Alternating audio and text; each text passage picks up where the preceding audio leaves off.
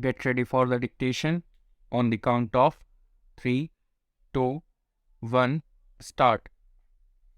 A long time has passed and a reply from Pakistan is still awaited. It is a strange situation. We wanted to recall our representatives. They had no work to do, but then we thought that Pakistan might make it a pretext and say that we recalled them. Therefore, we let them stay there till such time as a reply was received.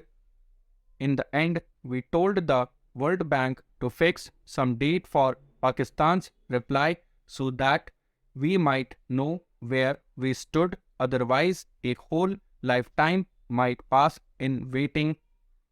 They accepted our suggestion and told Pakistan that they should reply within a week whether they accepted the principle or not, with details to be settled later.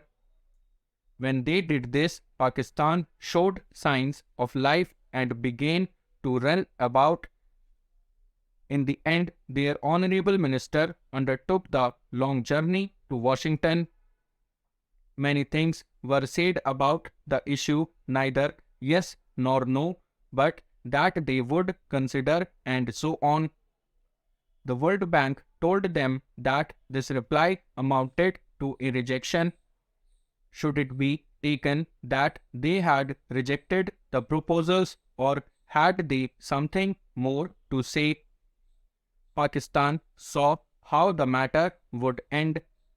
They felt that if they rejected the proposals and India accepted them, the consequences would perhaps not be good for them, because the effect would have been that our interim agreement would come to an end, the discussions would end, and the World Bank's suggestions to us to pay them crores of rupees would become ineffective.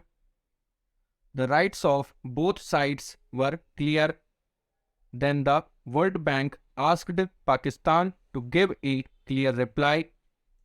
We had made our arrangements for the return of our deputation, but only 3 or 4 days ago, Pakistan said that they accepted the principle underlying the proposals put forward by the World Bank, but they added that they could not give a final reply unless the whole picture was before them. That is the same old legal quibbling. On one side, they say that they have accepted the proposals, and on the other, they keep the door open for escape on the pretext that they have not seen the full picture. This is where matters stand at present. Meanwhile, when Pakistan did not accept the proposals, we wrote to the World Bank that we had been marking time for 3 months or so. Therefore, our agreement not to reduce the water supply no longer held good. We resumed our freedom of action. We were ready to talk when they or Pakistan wanted, because we did not intend to shut the door to agreement. But the talks had ended and our delegation would be returning home. The bank people told us, however, that Pakistan's attitude was changing and that they were saying that they accepted the principle. Since there were chances that a way out would be found, the bank asked our delegation to wait for a few days more. Our representatives agreed to do so. The point is that our former agreement with the World Bank or with Pakistan for not reducing the supply of waters has ended. We have every right to reduce it, but we do not want to stand on legal rights in this matter. We want to do something which would harm neither Pakistan nor us. Therefore, we again told them that we would do nothing in haste which may harm the landowners and peasants in Pakistan. We would give them a chance to make their own arrangements. After all, we had to reduce the supply of waters, but we would do it having regard to the conditions, that is, we still stood by the principles which we accepted in the agreement of 1948.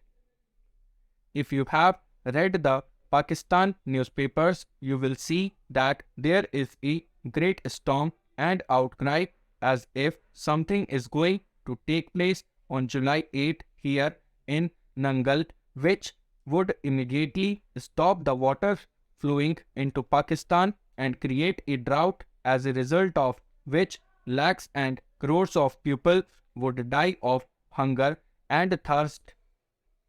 This is wrong and deplorable. We cannot tolerate it. We have told Pakistan clearly, time and again, that for the peasant we would not reduce the supply of water.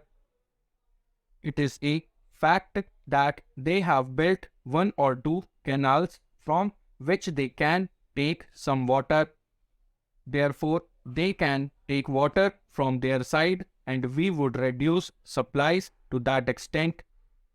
This would not reduce their total supply of water. If they could build some more canals as they intend, then this process would go on. The exploratory talks held under the auspices of the World Bank made it clear that there is no dearth of water. Only an arrangement to bring the waters to the desired directions was lacking. It is evident that on our side in East Punjab we have no other source of water than the Sutlej. You can see that from the map